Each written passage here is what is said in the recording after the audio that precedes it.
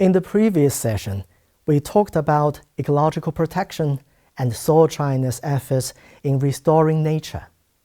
Today, though, we will shift our focus from mountains, rivers, and seas back to daily life, because green development has never been only about grand projects. It is also closely tied to each individual's daily actions. In China, people are coming to believe that environmental protection isn't just the responsibility of the government or businesses. Every ordinary person should be a practitioner of green development.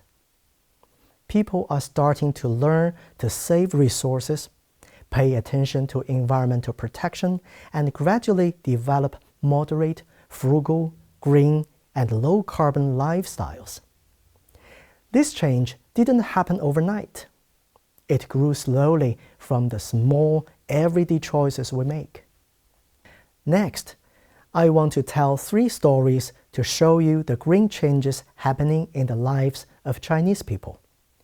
From a kilowatt-hour of electricity, to a car, to a bag of trash. Together, let us find out what kind of environmental wisdom lies behind these seemingly ordinary things.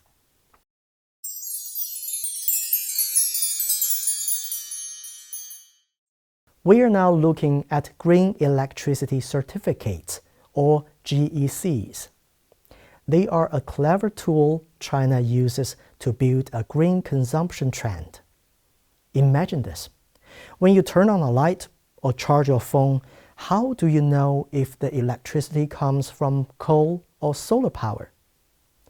A GEC is like a green ID card for clean electricity. For every 1,000 kilowatt-hours of electricity generated from renewable sources like wind or solar, 1 green electricity certificate is issued. With this certificate, whether you are a company or an individual, you can clearly prove you've used green energy. Why is China promoting this green ID card? The most direct reason is to make it easy for everyone to participate in green consumption. In the past, people who wanted to contribute to environmental protection might not have known where to start. Now, with GECs, buying a kilowatt-hour of green electricity is like buying an eco-friendly product. Li Changjun, director of the New Energy Department at the National Energy Administration, gave a vivid analogy. The GEC is the wage card for renewable green electricity, equivalent to the green revenue for renewable energy power. When power generation companies sell GECs, they earn extra money. So naturally, they are more willing to build solar power stations and wind farms. And when consumers buy GECs, it's like paying wages to the environmental cause. This is no doubt a virtuous cycle. Looking at the bigger picture, it's also a step toward cutting carbon emissions. Internationally, the greenness of products is becoming more and more important. For example, the European Union's requirements for the carbon emissions of imported products are getting increasingly strict. As a major manufacturing country, China allows its companies to prove that their products use clean energy by purchasing GECs. It's like putting a low-carbon label on the goods, making them more competitive in the global market. For us ordinary people, when we see a label saying this product was manufactured using 100% green electricity, we'll clearly know it's a genuinely eco-friendly product. This is a new consumption habit GECs are helping to shape. To truly bring GECs into daily life, China has introduced a whole set of measures. First is achieving full coverage for GECs. From 2017 to 2023, GEC coverage expanded from only some wind and solar projects to all renewable energy power generation. It's like giving all clean electricity its official registration. Secondly, making trading more convenient. Now, people can buy GECs on dedicated platforms just like online shopping. And companies can also sign long-term contracts to lock in prices. Most crucially, a mandatory plus voluntary consumption mechanism has been established. For high energy consuming industries like steel and chemicals, the government sets mandatory quotas for the proportion of green electricity they must use, while ordinary businesses and individuals are encouraged to buy and consume more on top of that. These measures are already showing results. In 2024, the National Energy Administration issued a total of 4.734 billion GECs, and 446 million GECs were traded nationwide. The number of entities participating in GEC trading also increased significantly, reaching about 59,000, a 2.5-fold year-on-year increase. Major events like the 19th Asian Games Hangzhou and the China International Import Expo purchased GECs and achieved 100% green electricity use. It's like setting an example for the whole society. If major events can be green, why can't everyday consumption? The most exciting prospect is that GECs are helping China's green consumption concept go global. Currently, China is actively promoting international recognition of GECs. In the future, China's GECs might be recognized in global trade like an international currency. This means that every small act of us buying a GEC is actually participating in global environmental governance. Ultimately, the story of GECs is the story of how China uses institutional innovation to drive green consumption. The government establishes the platform, companies actively participate, individuals easily join in, and finally, green consumption transforms from a slogan into a real part of everyday life.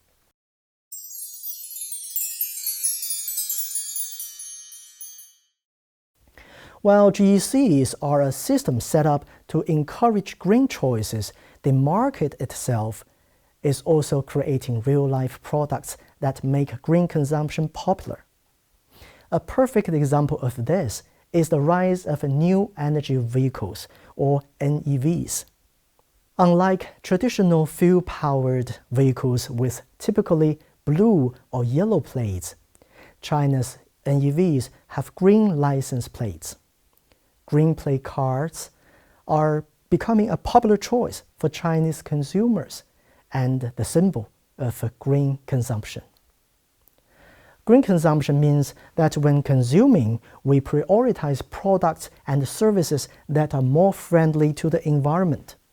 For example, paying attention to the energy efficiency label when buying an air conditioner, purchasing energy-saving light bulbs instead of ordinary ones, using cloth bags instead of plastic bags, and choosing reusable cups over disposable paper cups.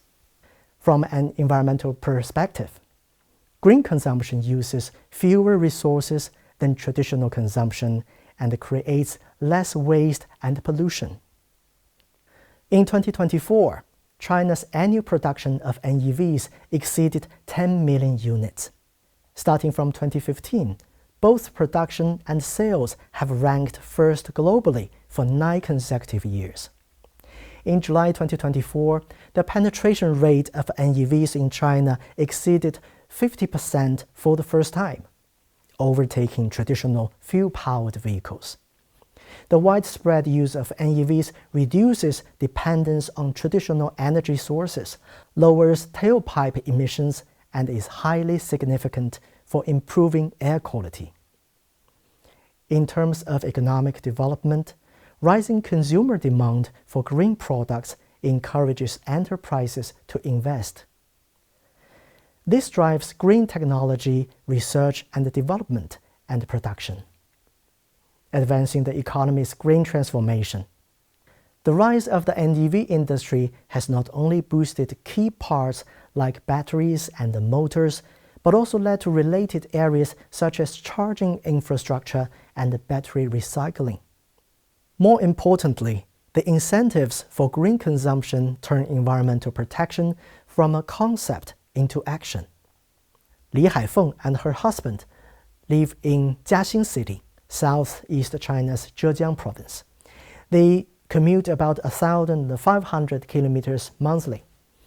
For her new NEV, she calculated, "My car's range is 420 kilometers.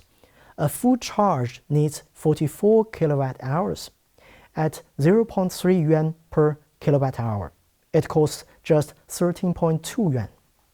She noted a fuel-powered car would cost about 250 yuan for the same distance.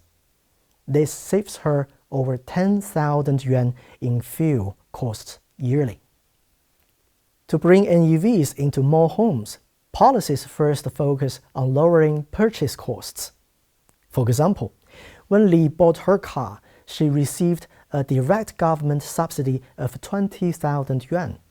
This cut her payment from over 100,000 yuan to about 80,000 yuan. More crucially, convenient and fast charging infrastructure gives owners the confidence to choose NEVs. Therefore, policies now focus on setting up plenty of fast charging infrastructure.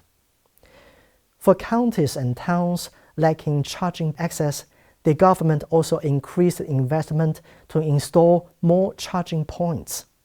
This year, it aims to build over 14,000 new charging points and over 60 battery swap stations in these pilot areas. Ongoing policy support continues to drive the NEV industry's growth. A manager at a Zhejiang-based NEV manufacturer said, "With continued government subsidies for NEVs, we keep investing in research and development to enhance product performance." The company's NEV sales jumped nearly 50% over the past year, with young consumers as the largest share of buyers.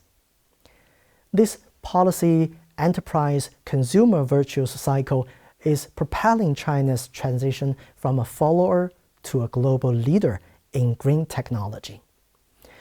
Broadening our view, NEVs represent just one aspect of China's green consumption wave. In 2024, over 70 million units of green and smart products entered Chinese households through trade-in programs, with the top-grade energy efficiency products comprising over 90%.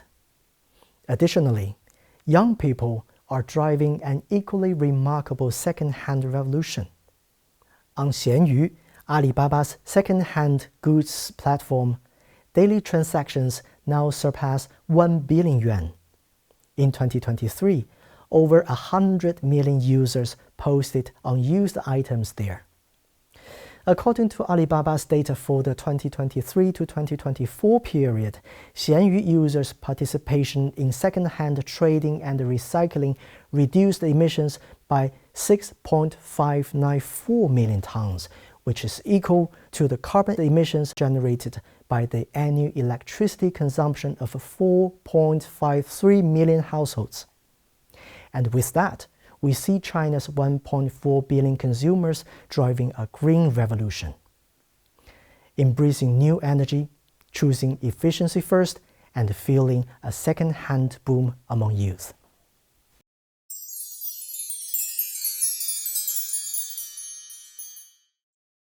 Beyond choosing green products like NEVs, truly embedding green principles into daily life requires forming new habits. Nothing illustrates this better than China's nationwide push for garbage sorting. In China, with rapid urban development, over 1/3 of cities once faced being surrounded by garbage. Mixed landfill not only waste land resources, but also pollutes soil and water sources. For this reason, China regards garbage sorting as a key small matter for ecological civilization. In fact, China began encouraging citizens to sort and recycle garbage for the sake of conservation very early on. It was in 2000 that China officially started a domestic garbage sorting effort. The government designated 8 pilot cities, including Beijing, Shanghai, and Guangzhou. This marked the real beginning of garbage sorting collection and treatment for environmental governance. But back then, the results were not satisfactory.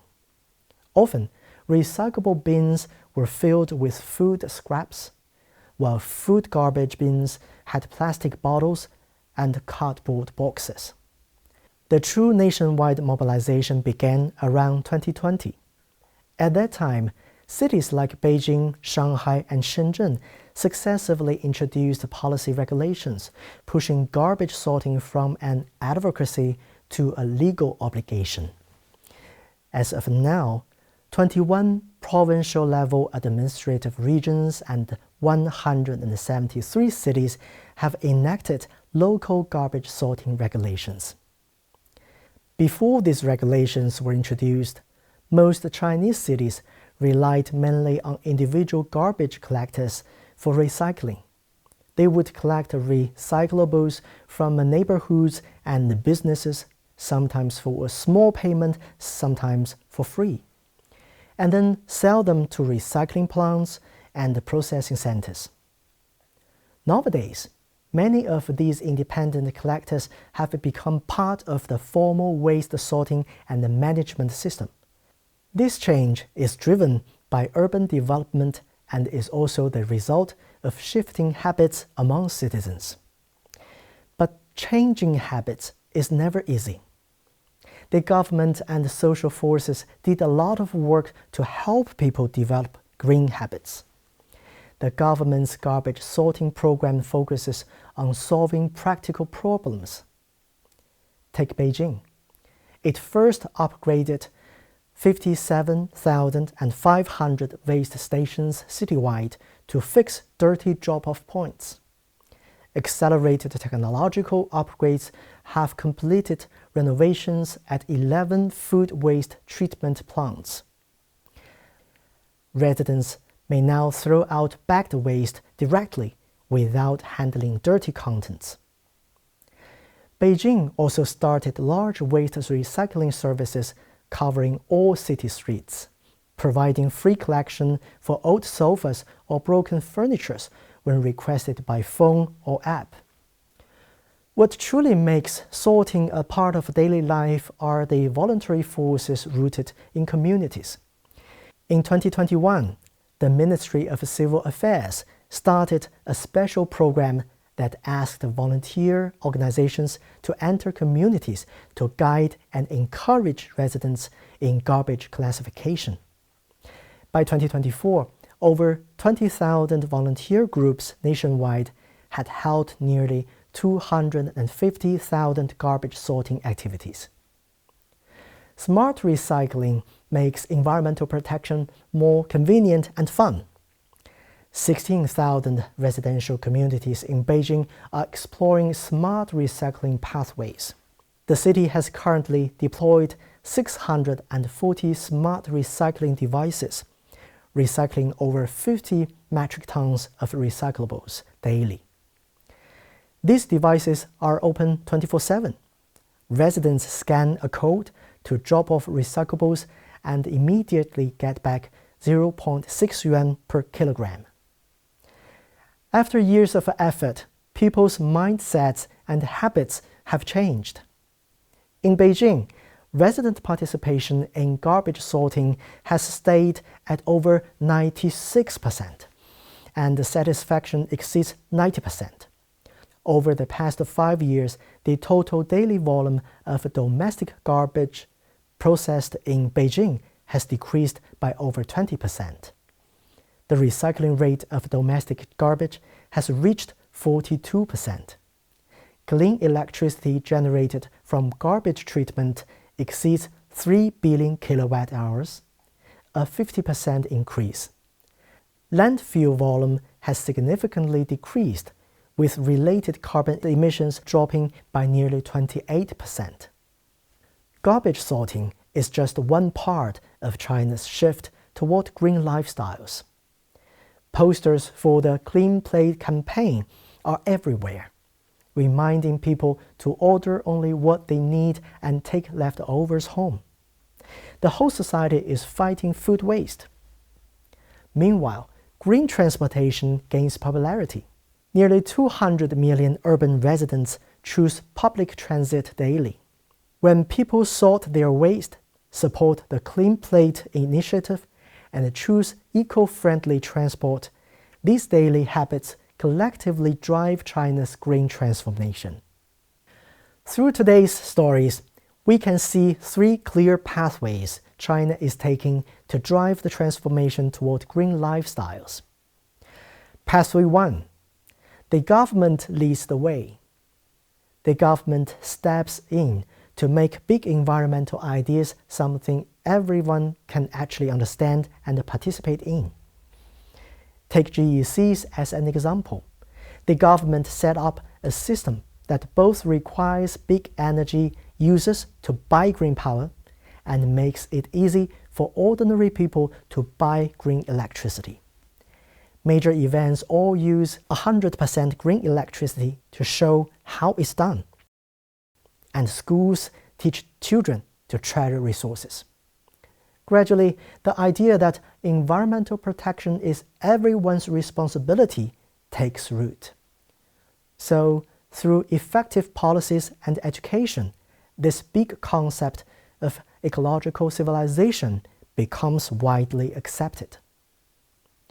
Pathway 2. Let the market drive green choices. Here, we use market forces to make green products popular. And EVs are a prime example. The government provides subsidies to make such cars affordable and builds enough charging piles to solve charging difficulties. So, what happened? Over half the consumers now choose NEVs. The underlying principle is this: when people are willing to buy green products, companies follow with research and development and industrial upgrades. That forms a virtuous cycle. Green consumption then grows naturally. Pathway 3. Make green practices daily habits. This path focuses on weaving green practices into daily life through small, routine actions. Garbage sorting is the clearest case.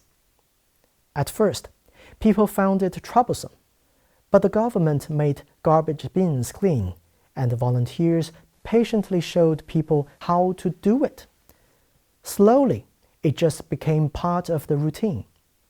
Now, it's not just about sorting garbage, but includes things like not wasting food when eating out or choosing public transport. These all help bring green principles into people's everyday lives. When actions like these become second nature, ecological civilization builds its strongest foundation. Today, we discussed 3 stories about green living. GECs ensure that every kilowatt-hour reflects everyone's care for the environment. And EVs transform travel into a low-carbon choice, while garbage sorting allows neglected waste to reveal new value. Behind this lies the clear logic of China's promotion of green lifestyles, using policy guidance to turn environmental concepts into a consensus, using consumption choices to drive market transformation toward green practices, and then making these changes part of everyday life and routines. These changes show us that green living is not far away, but is part of everyone's daily life. This may well be the most vivid footnote to a beautiful China. Environmental protection exists not only between mountains and rivers, but within every ordinary choice we make. Now, what are your own environmental stories to share?